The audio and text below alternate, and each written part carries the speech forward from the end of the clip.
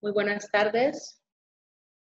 Vamos a dar inicio a esta presentación, a esta nueva conferencia del nuevo ciclo acerca de conferencias y conocimiento de COVID-19 y nuestra nueva realidad.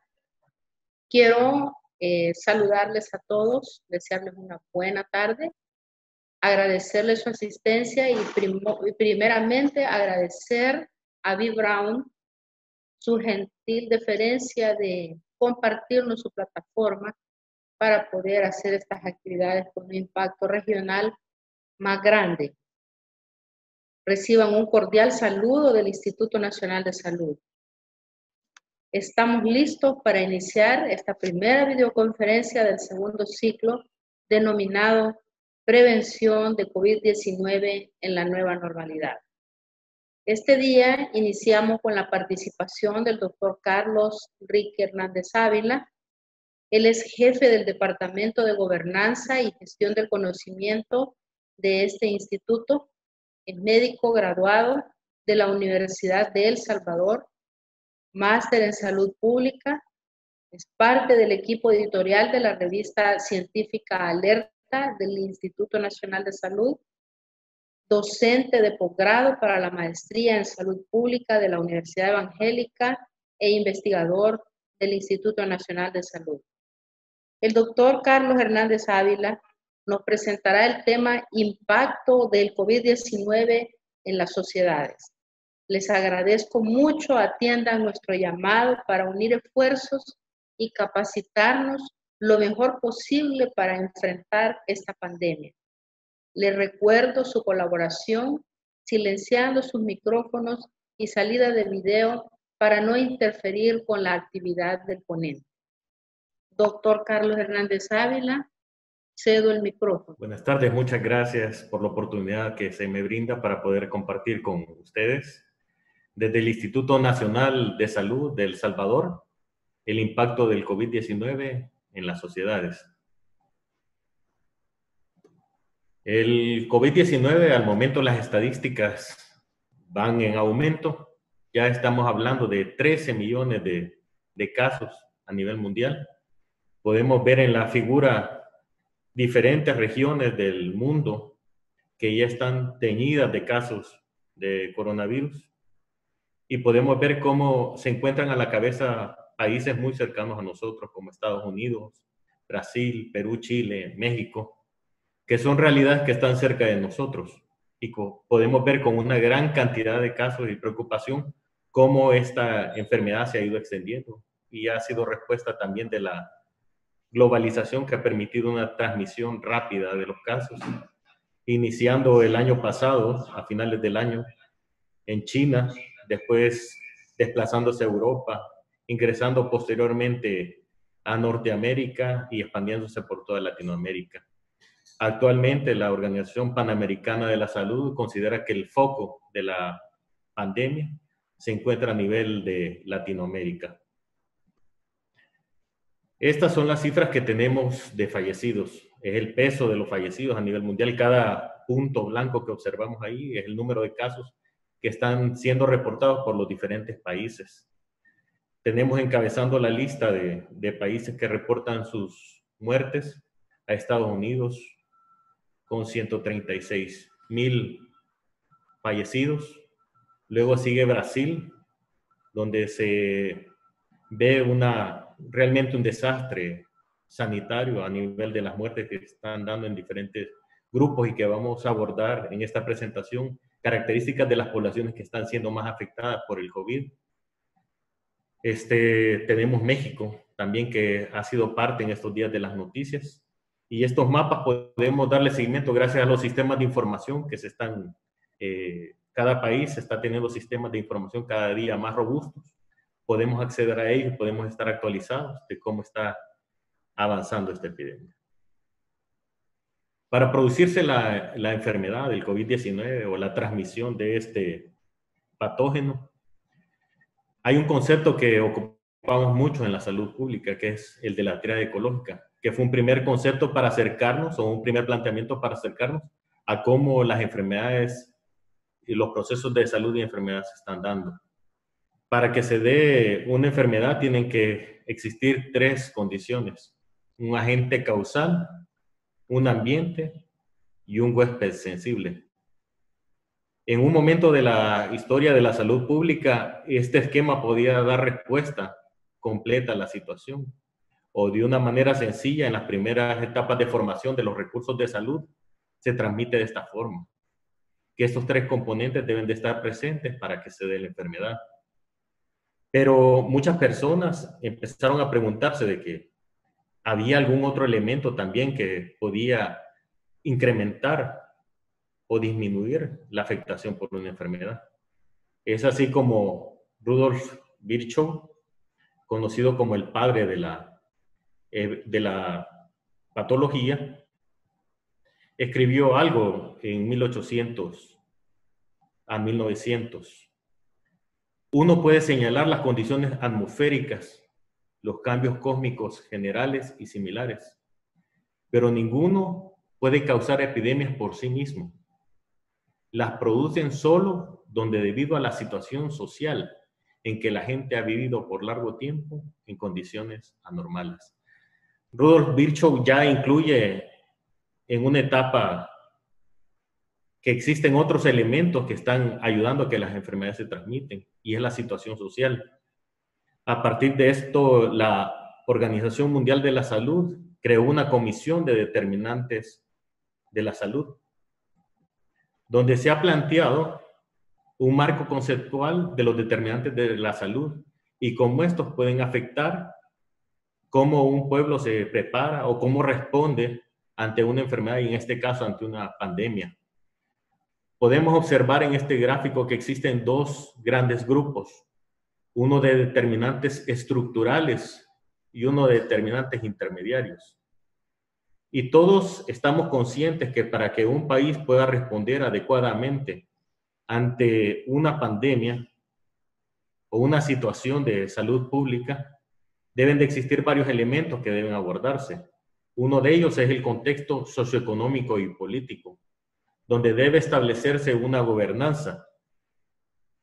No en balde, en las noticias, cada gobierno es un titular cada día, porque cada país está dando una respuesta ante la pandemia, estableciendo políticas macroeconómicas, tomando en cuenta las estructuras de mercados, las matrices económicas que cuentan los países, las políticas sociales de trabajo, vivienda, respuesta agraria. Por ejemplo, si un país es autosostenible en su agricultura o depende de otro país para su alimentación, las políticas públicas que están encaminadas a brindarle a la población salud, educación, protección social, la cultura, las normas y valores sociales.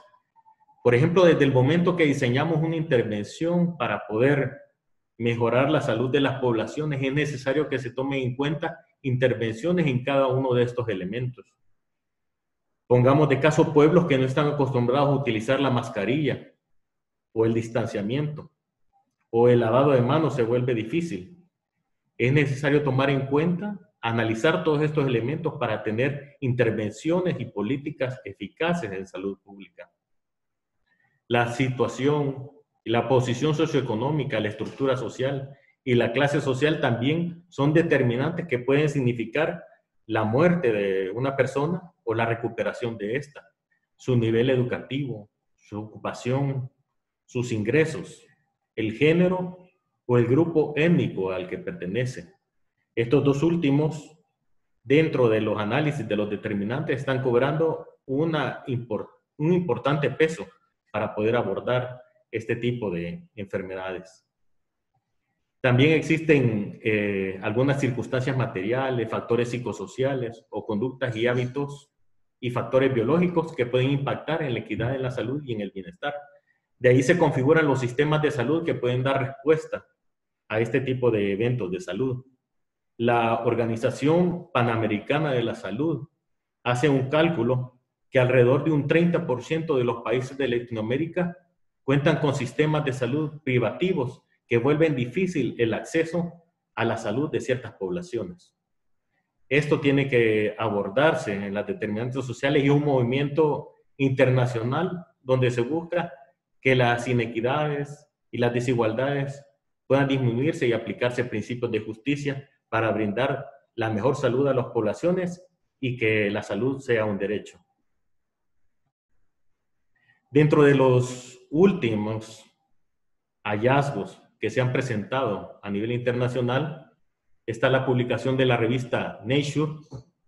Tenemos un estudio que fue publicado el 8 de julio y es uno de los estudios más grandes en este momento, donde tenemos la recolección de 17 millones de pacientes, donde estos pacientes se les estudió cuáles eran los factores de riesgo que presentaron para morir de COVID.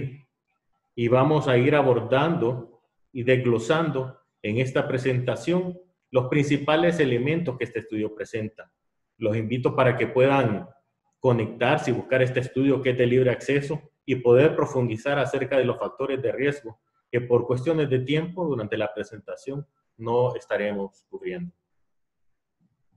Uno de los elementos que trata y que nos estamos preguntando desde el inicio es ¿qué poblaciones tienen mayor riesgo de muerte por COVID? Existen las poblaciones jóvenes, se habla que tienen un bajo riesgo de morir por COVID.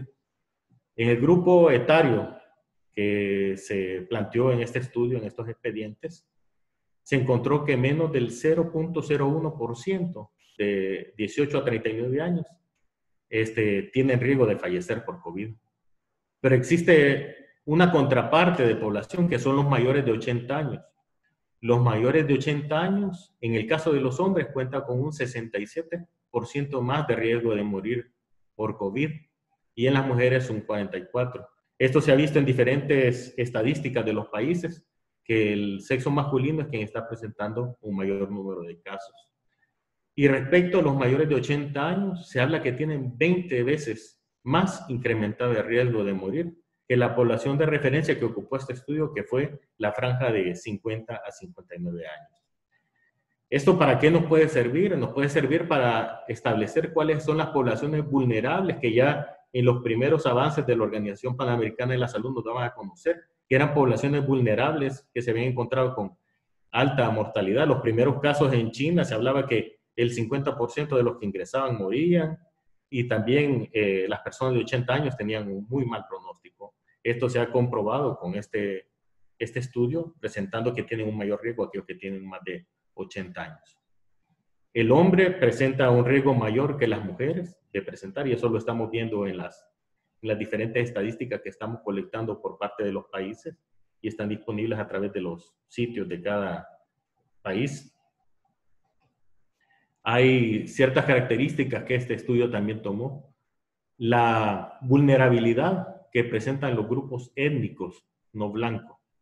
Solo el hecho de pertenecer a otro grupo étnico, llámese latino, personas de color u otro tipo de población minoritaria, incrementa el riesgo de morir por COVID. Y esto se ve incrementado cuando se presenta la pobreza. La pobreza es un factor que suma con los grupos étnicos no blancos. Y por esto el Centro de Control de Enfermedades lleva un control de los diferentes hospitalizaciones asociadas a COVID que han sido ajustadas por raza y por grupo étnico. Estas son las estadísticas del día de ayer y podemos observar que los grupos que predominan, que ocupan los primeros 3 lugares en ingresos hospitalarios, son primero los indígenas estadounidenses o nativos de Alaska, no hispanos. Luego siguen las personas de color y en tercer lugar, muy cerca del grupo de color, está el grupo de hispanos o latinos. Entonces, en diferentes países, estos grupos se convierten entran en una situación de vulnerabilidad por las diferentes condiciones que pueden tener, que pueden explicarse por ingresos, por carga genética. Existen diferentes factores que poco a poco se están investigando y documentando y además publicando para poder intervenir estas comunidades.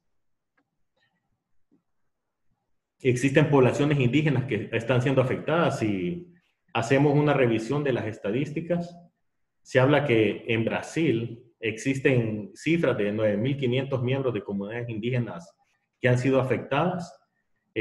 Un grupo de Asociación de Indígenas de Brasil reportaba 380 muertes.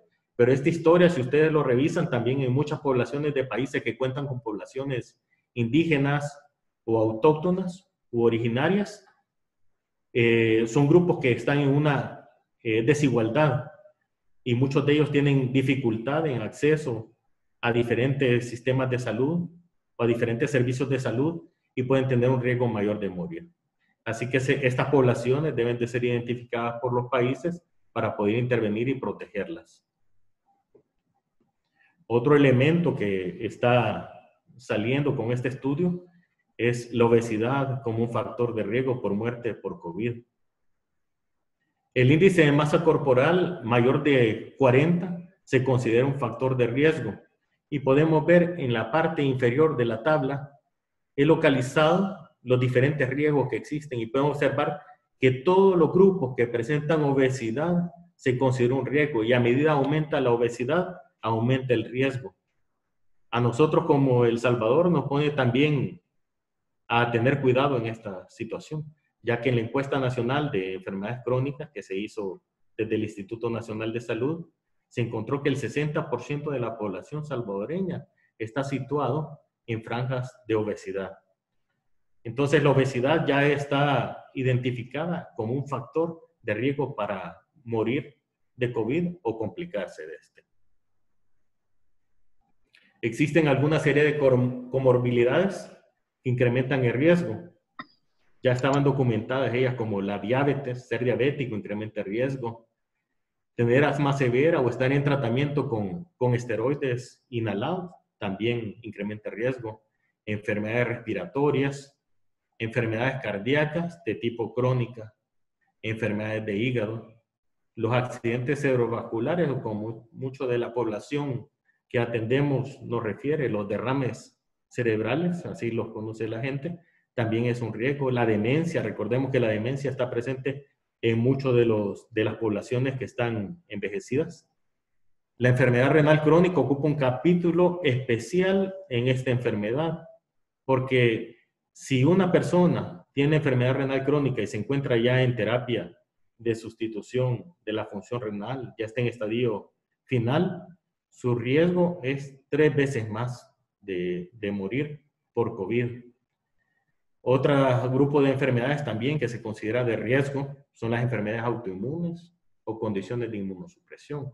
Estas pueden ser inmunosupresión por un tratamiento, por el caso de la artritis reumatoidea, lupus, otras enfermedades que cursan con inmunosupresión o también algunas inmunosupresiones adquiridas. El caso de las leucemias o discrasias sanguíneas también son enfermedades que complican esta situación. Esta gente tiene un mayor riesgo de morir por COVID y son grupos que deben de prestarse una especial atención y tratar de protegerlos al máximo para evitar sus complicaciones y la muerte. Existen otros hábitos de riesgo que también este estudio retomó, que son los fumadores actuales. Los fumadores de por sí tienen una intervención de agresividad a su sistema respiratorio, eso se considera un riesgo incrementado, y aquellos que tienen ya una alteración pulmonar se incrementa más el riesgo. Todos estos factores pueden unirse y sumarse para incrementar el riesgo de una muerte por COVID o una complicación. Quiero pasar a una siguiente etapa de la presentación y ocupar esta frase de Saint-Exupéry para ver claro, basta con cambiar la dirección de la mirada. Y para eso debemos de observar cómo se está comportando nuestra región, cuántos casos estamos teniendo, cómo están funcionando las intervenciones, qué efectos estamos teniendo.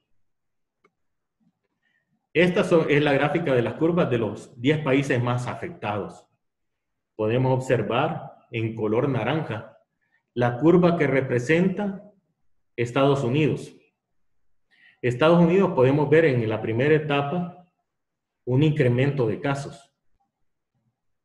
Luego que se da el incremento de casos, se observa una tendencia al descenso de la curva. Y luego tenemos un segundo incremento. Estos segundos incrementos son conocidos en el ámbito como segundas olas. Por lo general, cuando se relajan las medidas de intervención, los confinamientos o las aperturas económicas, se tiende a incrementar el número de casos. Y es lo que está en este momento viéndose en Estados Unidos. También existen otros países, por ejemplo, la línea verde, podemos observar Brasil, que fácilmente ya alcanza a Estados Unidos y hay un proceso como de meseta y luego una tendencia al descenso. Pero hay otros países que todavía continúan subiendo. Y estos se pueden, al momento existen 3 medidas que se están impulsando desde la Organización Mundial de la Salud y que puede hacer la población, que es el uso de mascarilla, el guardar la distancia y el lavado de manos. Cuando nos descuidamos en estas medidas, tienden a incrementarse también los casos porque se fomenta la transmisión de la enfermedad. ¿Cómo están evolucionando los países en este momento? ¿O cómo son las tendencias de los últimos 5 días? Los últimos 5 días en promedio. Por ejemplo, Brasil, podemos observar que está siendo clasificado con una tendencia al descenso. Esto puede ser, y quiero que quede claro que son tendencias. Puede ser que en 5 días más hay un incremento, pero al momento se observa a Brasil con una tendencia al descenso. Estados Unidos, una franca tendencia al incremento. Ustedes pueden ver los 2 picos aquí. Y el segundo pico de casos es superior al primero. Esto es delicado. Luego países de Latinoamérica que están convirtiendo como advertencias para nosotros. México, un descenso de los casos. Colombia, incremento de los casos. Perú, incremento de los casos. Y cada uno de estas curvas obliga a los países a tomar decisiones en el transcurso de las epidemias. Porque las decisiones dentro de una epidemia no son estáticas. Tienen que irse ajustando según el comportamiento de los casos. Hay un índice que ocupamos para poder medir las desigualdades de los países. Ese es el índice de Gini, que para poderlo interpretar es muy sencillo. El número 0 que observan en este eje significa que hay 0 desigualdad. Esto se hace por un conjunto de fórmulas, se expresan estos datos y así podemos comparar diferentes países con base a la desigualdad que está presente en ellos. Así que mientras más cerca estén los países de 0, se considera que existe menos desigualdad. Y así cuando llegan a 100, se considera que existe la máxima desigualdad. Y aquí podemos ver algunos de los países que se han convertido en noticias en estos días. Por ejemplo, Ecuador, que fue de los primeros que aparecía en las noticias, con la gran cantidad de fallecidos que se presentaron. Pueden observar dónde se encuentra su línea en color celeste. Pueden observar la línea. Esta línea está representada por años. Pueden ver que va desde el 79 hasta el 2017 con una evolución al descenso. O sea, los países tienden, por lo general, a disminuir su inequidad o la desigualdad. Pueden observar Estados Unidos en esta línea, que observa una tendencia más o menos estable. Se han mantenido ciertos indicadores que permiten este comportamiento. Pero existen países que todavía están arriba y son países cercanos a nosotros. Por ejemplo, México en la línea naranja.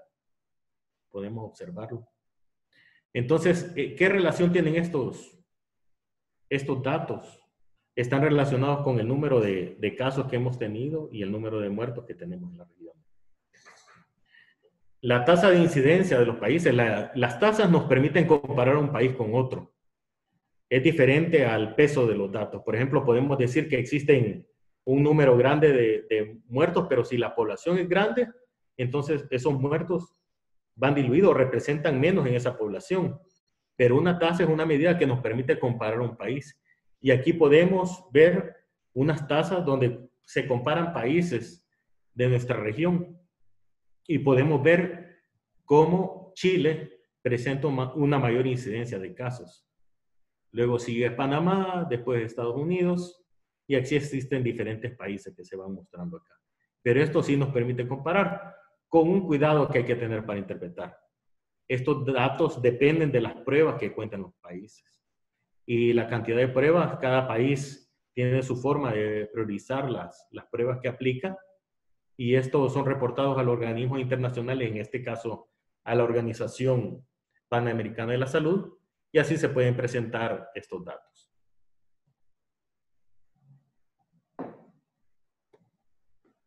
Las muertes, en este caso representadas solo por cantidad de casos, podemos observar que quien tiene mayor número de casos es Estados Unidos, le sigue Brasil, luego México, Perú, Canadá.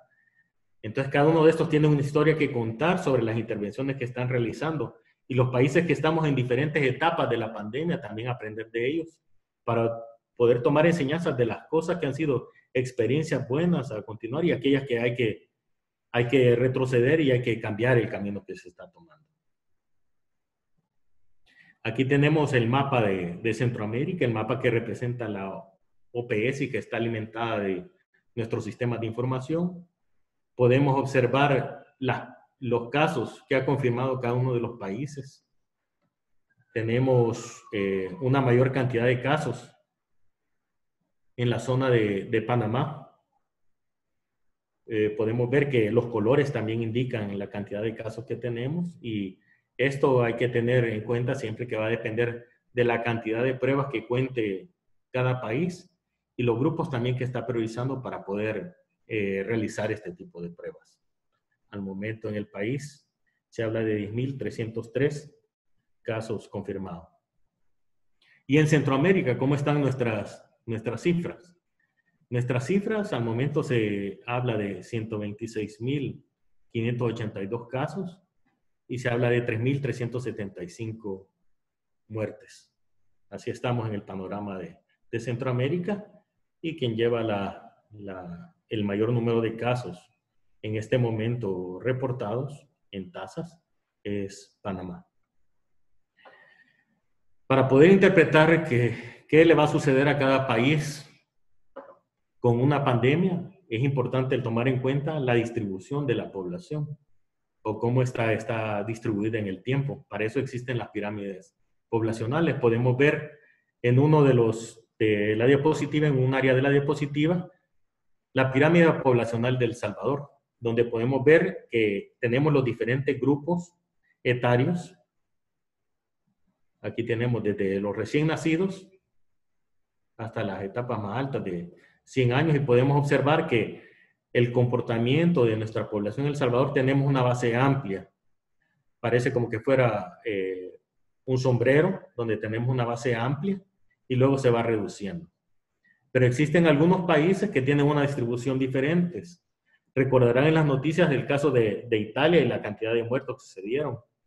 Pues esta población tiene una característica diferente. Podemos observar que su base poblacional es más pequeña y justo en el centro hay un ensanchamiento. Y hay mucha más población en la parte de 80 años que la que tenemos nosotros como El Salvador. Si nosotros estamos analizando el impacto del COVID en estas poblaciones y ya hay un artículo que nos habla sobre la vulnerabilidad de estas poblaciones, es importante para los tomadores de decisiones y los salubristas poder analizar estas figuras y poder recomendar la intervención de algunos grupos vulnerables para poder disminuir el peso o la carga de muertes o complicaciones en estos grupos.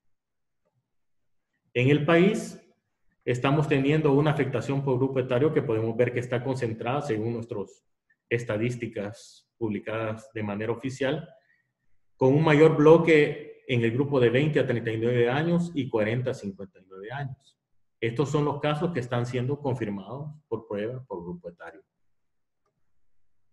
Y la afectación por sexo no es muy diferente a lo que está sucediendo en los demás países, donde casi el 60% de los casos es para los hombres. Hay muchas teorías o hipótesis o estudios que se están realizando para poder determinar qué tanto está influyendo las hormonas, la composición genética para la afectación de diferentes poblaciones, que poco a poco van a ir siendo publicados. Pero al momento podemos decir que el mayor número de casos a nivel mundial se está dando en hombres. En el país, el peso es alrededor del 60% de los casos que se diagnostican son hombres. El impacto económico del COVID es una de las cosas que nos preocupa a todos, porque escuchamos en muchos medios que va a ser un escenario bastante difícil para el país. Y en este caso, el Banco Centroamericano de Integración Económica ha establecido y tiene un informe que puede ser visualizado en su página web sobre el impacto económico del COVID-19 en el Producto Interno Bruto. Y podemos ver en color celeste los escenarios que estaban planteados antes de la pandemia. Por ejemplo, El Salvador, podemos observar el crecimiento que estaba programado, o digamos, había una suposición que este país tendría un crecimiento del 2.3% de su Producto Interno Bruto. Pero resulta que con el aparecimiento del COVID y diferentes medidas que se han tomado, se han presentado diferentes escenarios que ya el Banco Centroamericano los ha planteado como un escenario de los más favorables hasta un escenario de los más desastrosos. Claro que uno de estos escenarios, cada uno de estos escenarios va a depender de la matriz productiva que tenga cada país. Por ejemplo, si un país se dedica a producción agrícola, si un país se dedica a turismo, se va a ver afectado de manera diferente. Pensemos en los países que tienen un gran flujo de turismo y muchos de sus ingresos dependen del turismo. Y si cerramos el ingreso de turistas, ¿cómo van a verse afectados? Pongamos de otros países que son mano de obra, otros países que realizan comercialización. Así tenemos diferentes países y su afectación. Pueden observar que el mejor de los escenarios de afectación en nuestro país es alrededor del 3.3. Todo lo que está abajo de esta línea se considera negativo. Entonces ya habían países que estaban en cifras negativas, como el caso de Nicaragua, y pueden observar que se ve un panorama peor todavía en el futuro, como un impacto económico del COVID-19 en el Producto Interno Bruto. Entonces, cada uno de estos representa un reto. Cada uno de estos escenarios representa un reto para los países para la toma de decisiones y poder ver cómo post pandemia cada uno de los países puede irse recuperando y mejorando sus indicadores económicos. La CEPAL en su repositorio ha puesto y ha enumerado las poblaciones más afectadas por impactos socioeconómicos del COVID-19. Y son los mismos grupos que estamos viendo en las estadísticas que están siendo afectados. En el estudio que reciente hemos visto, podemos observar que estas poblaciones son las afectadas. Por ejemplo, personas de estratos de ingresos bajos, medios bajos, trabajadores informales. Esto va a depender de cómo esté el sector de trabajo de cada país, cómo esté compuesto, qué parte de la población representa una producción formal y cuál es informal. Las trabajadoras domésticas remuneradas, se observa también una población afectada, los niños, niñas y adolescentes, los jóvenes, las personas mayores, la población rural. México narra que muchas de sus muertes se están dando en población rural, poblaciones indígenas también afectadas, los afrodescendientes, que en Brasil el 45% de los ingresos hospitalarios se consideran que son afrodescendientes.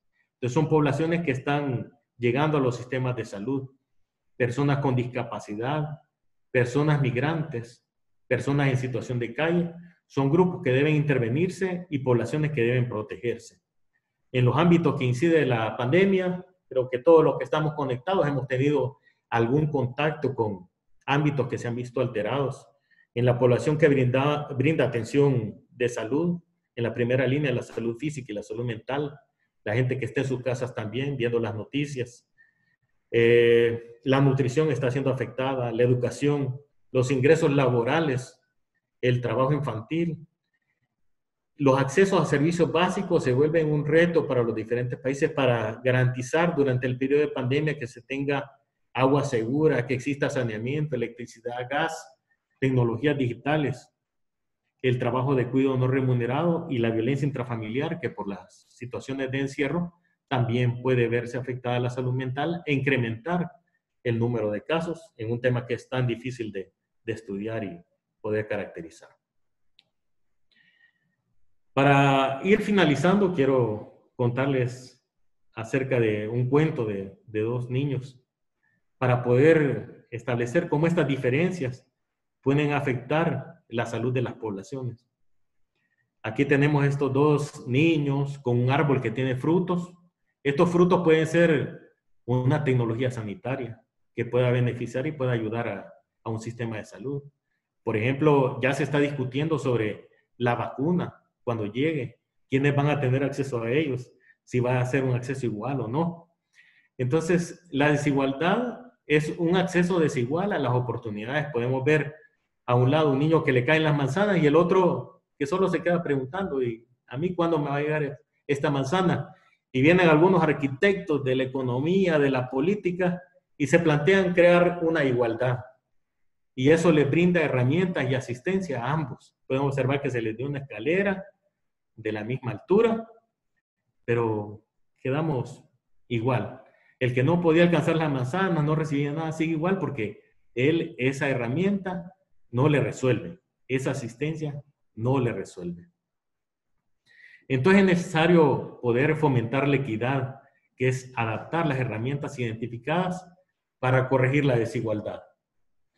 Esta desigualdad se puede corregir brindando herramientas diferentes. Podemos observar que a uno ya le dieron una herramienta superior que le permite acceder a los frutos.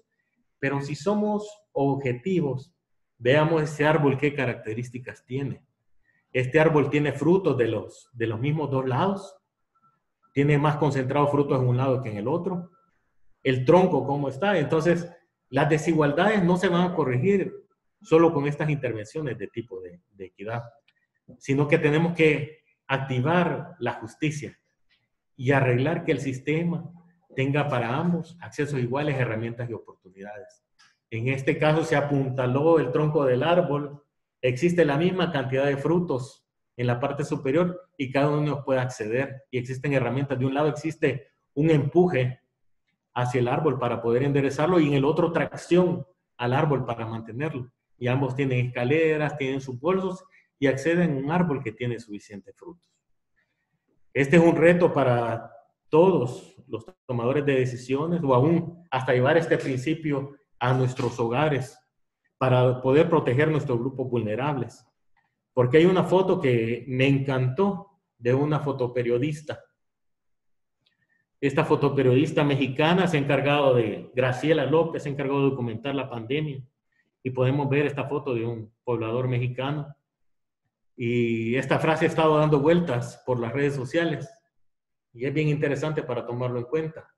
Y dice, no estamos en el mismo barco. Estamos en el mismo mar. Unos en yate, otros en lancha, otros en salvavidas y otros nadando con todas sus fuerzas. Esas pueden ser las realidades que sucedan dentro del país o que sucedan en los países cercanos. Y cada uno de los diferentes estados, gobiernos, debe tomar las medidas para poder intervenir en estas situaciones y actuar bajo los principios de justicia para lograr cumplir un derecho a la salud para todos. Muchas gracias. Vamos a pasar a la etapa de preguntas. Si tenemos datos de casos confirmados de COVID-19 con grupos etarios cada 10 años y no cada 20.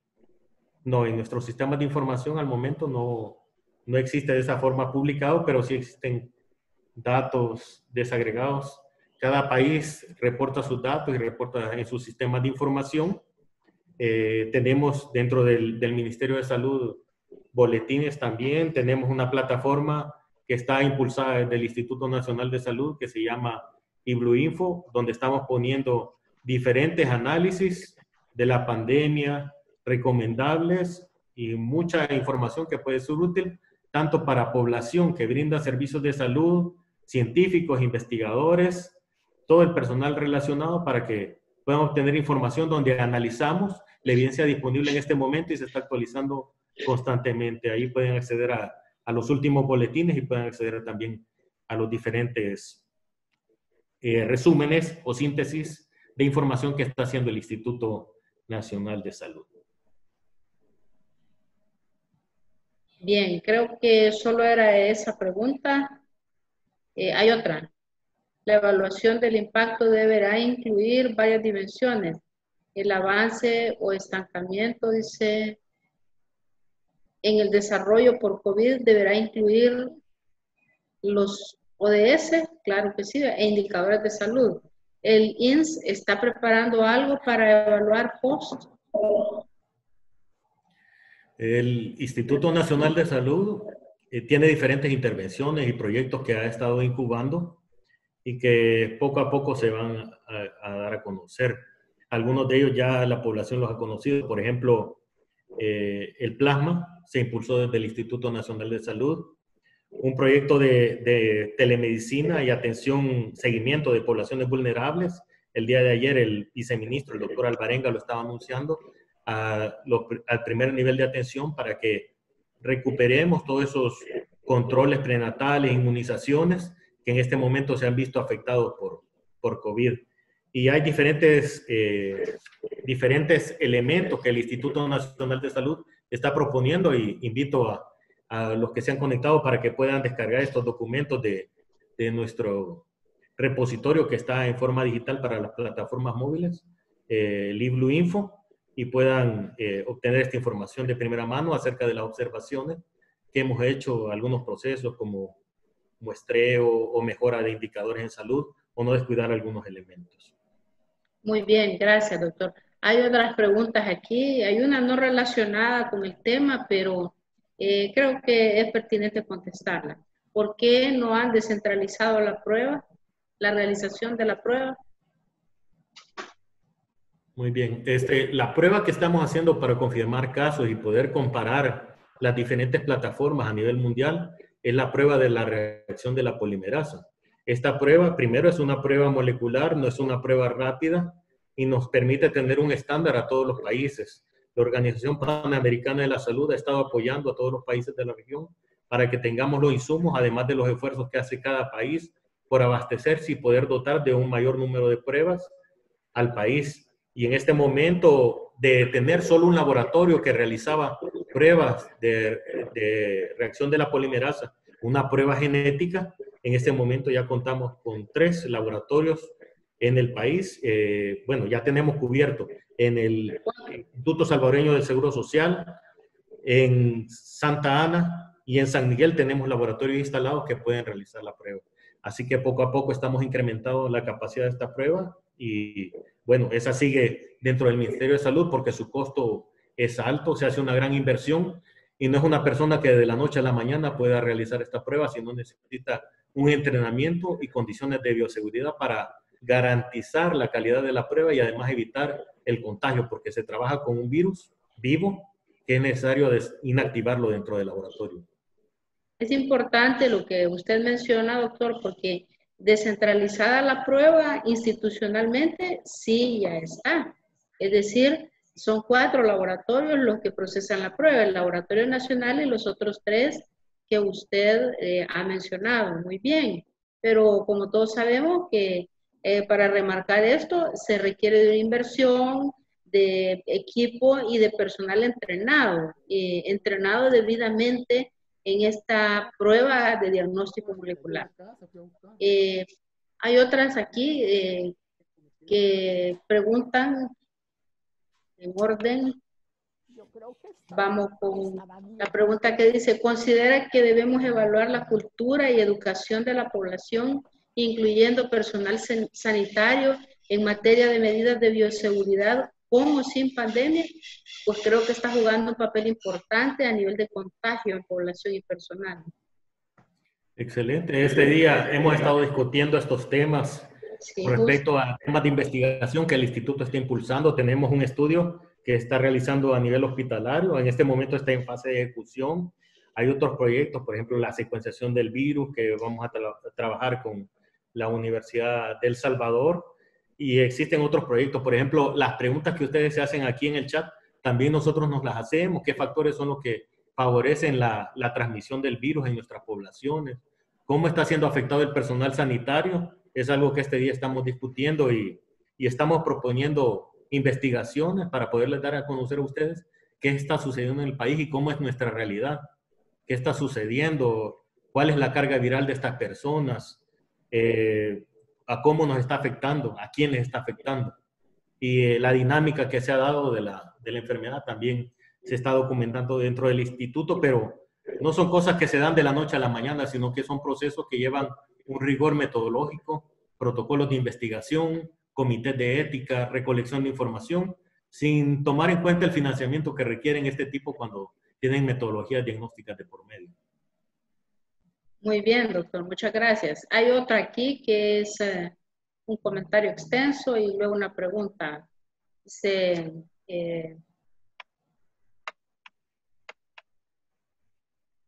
consciente de lo impredecible de la duración de la pandemia, sin saber cuándo estén disponibles tratamientos efectivos o vacunas y las repercusiones económicas para la sociedad, ¿en qué momento se deben implementar estrategias para evitar el incremento en la pobreza y la desigualdad?